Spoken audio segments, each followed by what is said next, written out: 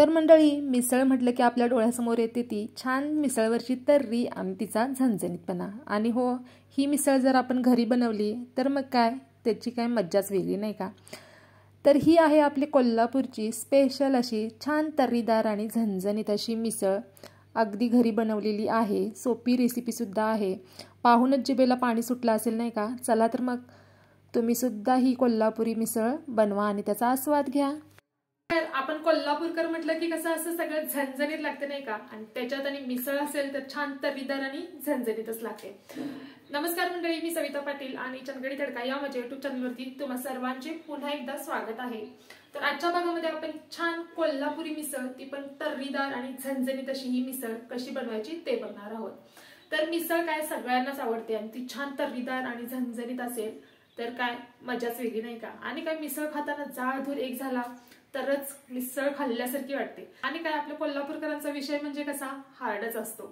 चला तर मग आजच्या भागामध्ये आपण बघणार आहोत छान तर्रीदार आणि झणझणीत कोल्हापुरी मिसळ कशी बनवायची। चला तर मग वेळ कशाला लावायचा, पटकन आपण कोल्हापुरी मिसळच्या रेसिपीला सुरुवात करूयात। तर मिसळ बनवण्यासाठी आपण मोड आलेली कडधान्ये वापरतो नाही का। तर इथं मी मूग आणि मटकी वापरणार आहे मिसळ बनवण्यासाठी, आणि याला घरच्या घरी मी मोड आणलेले आहे। त्याचा फुल व्हिडिओ सुद्धा यूट्यूबवरती अपलोड आहे, त्याची लिंक सुद्धा खाली देते, नक्की चेक करा। तर इथं मी हे मूग आणि मटकी घरच्या घरी मोड आणलेली घेतलेली आहे। साधारणतः एक मोठा कप होतील इतकी मी एका छोट्या कुकरमध्ये घेतलेला आहे। तर आता घरातील कडधान्य असू देत किंवा बाजारातून मोड आलेली कडधान्य आणलेली असू देत, त्याला स्वच्छ एकदा पाण्यातून धुवून घ्यायचं आहे। तर इथं मी एकदा कडधान्यांना स्वच्छ धुवून घेतलेलं आहे। त्याच्यानंतर याच्यामध्ये पाणी टाकायचं आहे। आता याच्यामध्ये पाणी भरपूर टाकायचं, कारण मिसळची खरी चव ह्याच्या रश्शातच असते। मग शिजतानाच पाणी भरपूर टाकलं की कसं कडधान्यांची चव पाण्यात उतरते। त्याच्यानंतर त्याच्यामध्ये टाकलेलं आहे चवीनुसार मीठ आणि पाव चमचा हळद। त्याच्यासोबतच आपल्याला इथे एक चमचा तेलसुद्धा टाकायचं आहे। तर तेल टाकायला विसरू नका, त्याने सुद्धा ह्या ज्या आमटीला आहे ती चव खूप छान येते। आता कुकरला झाकण लावून 1-2 शिट्ट्या काढून ही कडधान्ये मी व्यवस्थित अशी शिजवून घेतलेली आहेत। तर 1-2 शिट्ट्यामध्येच ही व्यवस्थित अशी कडधान्ये शिजली जातात, जास्त पण शिट्ट्या काढायची गरज नाही आहे।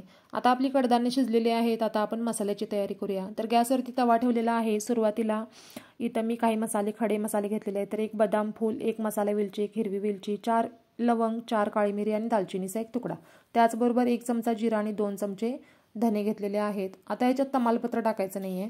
आता ह्याला लो फ्लेमवरती आपल्याला भाजून घ्यायचं आहे, जास्त पण जाळायचं नाही, तर मसाल्याची कडवट चव मिसळमध्ये येते।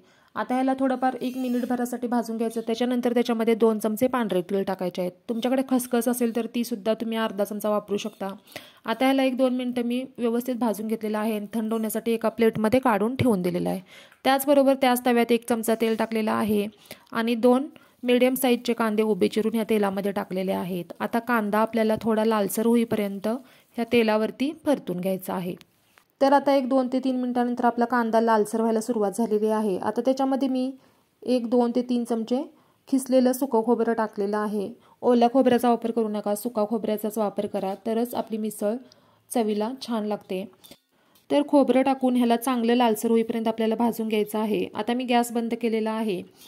तर आपला मसाला सुद्धा थंड झालेला आहे। एक छोटं मिक्सरचं भांडं मी घेतलेलं आहे, त्याच्यामध्ये थंड केलेला मसाला, त्याचबरोबर आपण लाल रंगावर भाजून घेतलेलं कांदा आणि खोबरं सुद्धा ह्याच्यामध्ये मिक्सरच्या भांड्यामध्ये मी घेतलेलं आहे। त्याच्यामध्येच 1 इंच आल्याचे तुकडे आणि 15 ते 20 होतील इतक्या लसूण पाकळ्या सुद्धा मी टाकलेल्या आहेत। आता आलं लसूणची पेस्ट करून ती तुम्ही फोडणीमध्ये सुद्धा टाकू शकता, पण मी मसाल्यातच वाटून घेत आहे। आता इथं पाणी टाकून मी बारीक असं हे वाटण बनवून घेतलेलं आहे। त्याच्यानंतर गॅसवरती मी भांडं ठेवलेलं आहे, त्याच्यामध्ये 4 ते 5 चमचे होईल इतकं तेल टाकलेलं आहे। आता मिसळ म्हटलं तर त्याच्यावरती तर्री तर लागतेच आपल्याला, त्याच्यासाठीच मी इथं थोडं जास्त तेल वापरलेलं आहे। तुम्हाला कमी वापरायचं असेल तर वापरू शकता, पण त्यानं तर्री थोडी कमी येऊ शकते। तर तेल तापल्यानंतर अर्धा चमचा जिरं आणि 2 बारीक चिरलेले कांदे मी ह्याच्यामध्ये टाकलेले आहेत। त्याचबरोबर आपल्याला टाकायचा आहे ताजा कढीपत्ता। कढीपत्ता टाकून कांद्याला व्यवस्थित असं आपल्याला भाजून घ्यायचा आहे। कांदा कच्चा ठेवू नका फोडणीमध्ये, तर कोणताही पदार्थ बनवताना त्याची फोडणी सुद्धा व्यवस्थित होणे आवश्यक आहे। तर इथं कांदा मी व्यवस्थित असं भाजून घेतलेला आहे। आता त्याच्यामध्ये मी पाव चमचा होईल इतकी हळद टाकलेली आहे आणि लाल तिखट। आता लाल तिखट झणझणीत मिसळ पाहिजे आहे तर जास्त टाकावंच लागणार। तर इथं मी 2 ते 2.5 चमचे होईल इतकं लाल तिखट टाकलेलं आहे. तिखटाचं प्रमाण तुम्ही तुमच्या आवडीप्रमाणे कमी जास्त करू शकता, म्हणजे जसं तुम्हाला हवं तसं.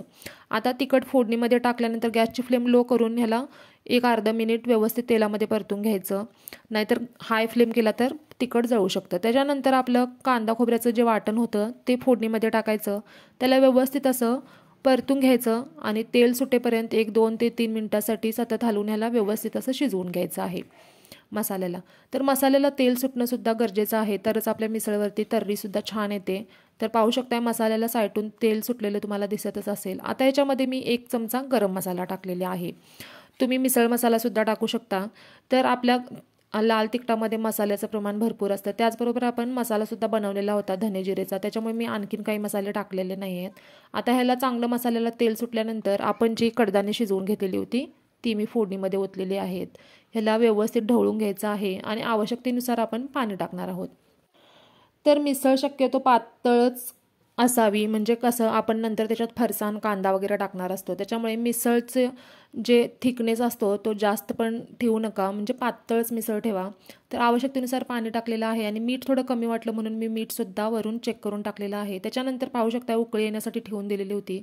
तर उकळी येण्याच्या आधीसुद्धा आपल्या मिसळवरती छान अशी तर्री आलेली होती, दिसतच असेल तुम्हाला. आता काय करायचं आहे, ह्याला मध्ये मध्ये आपल्याला हलवत राहायचं आहे, कारण मसाला आणि मोड आलेली कडधान्यसुद्धा आहेत. तर उकळी आलेली आहे आपल्या मिसळला. आता काय करायचं आहे, 7 ते 8 मिनटं चांगले अशी आपल्याला मिसळ उकळून घ्यायची आहे. गॅसची फ्लेम तुम्ही लो टू मिडियम ठेवली तरीसुद्धा चालेल. मध्ये मध्ये अशा प्रकारे पळीनं आपल्याला ढवळून घ्यायची आहे मिसळ. तर एक 7 ते 8 मिनटं व्यवस्थित अशी मी मिसळ उकळून घेतलेली आहे आणि आता गॅस मी बंद केलेला आहे. आणि काय, सगळ्यात शेवटी आपली ओली कोथिंबीर तर पाहिजेच मिसळवरती. वरून बारीक चिरलेली ओली कोथिंबीर टाकलेली आहे आणि काय, आपली छान तर्रीदार आणि झणझणीत अशी अगदी सोप्या पद्धतीने बनवलेली कोल्हापुरी मिसळ तयार आहे. नक्की ट्राय करा. चवीला तर भन्नाटच लागते आणि पाहू शकता तर्रीसुद्धा अगदी सुंदर आलेली आहे. तर ह्या पद्धतीने तुम्ही एकदा नक्की करून बघा. चला तर मग आपली कोल्हापुरी मिसळ तयार आहे. आता आपण प्लेटिंग करूया. तर मिसळ म्हटलं तर कांदा आणि लिंबू तर पाहिजेच, त्याच्यावरती थोडी ओली कोथिंबीर टाकलेली आहे, ब्रेडचे स्लाइस घेतलेले आहेत. तुम्हाला पाव आवडत असतील तर पावसुद्धा घेऊ शकता. त्याच्यानंतर बाउलमध्ये घेतलेले आहेत मिसळमधली कडधान्ये, त्याच्यावरती फरसाणा टाकायचा आहे आणि कांदासुद्धा टाकायचा आहे. थोडीशी ओली कोथिंबीर मी टाकलेली आहे आणि परत टाकायचा आहे मिसळचा रस्सा आणि मिसळची तर्री. आणि अशा प्रकारे आपली प्लेटिंगसुद्धा झालेली आहे. पाहू शकता छान तर्री आलेली आहे. तोंडाला तर पाणी सुटलं माझ्या ही प्लेटिंग करतानाच.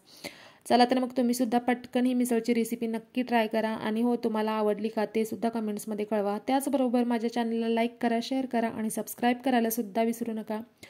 चला आपण पुन्हा भेटूयातच एका छानशा रेसिपीसह एका नवीन एपिसोडमध्ये. तोपर्यंत धन्यवाद.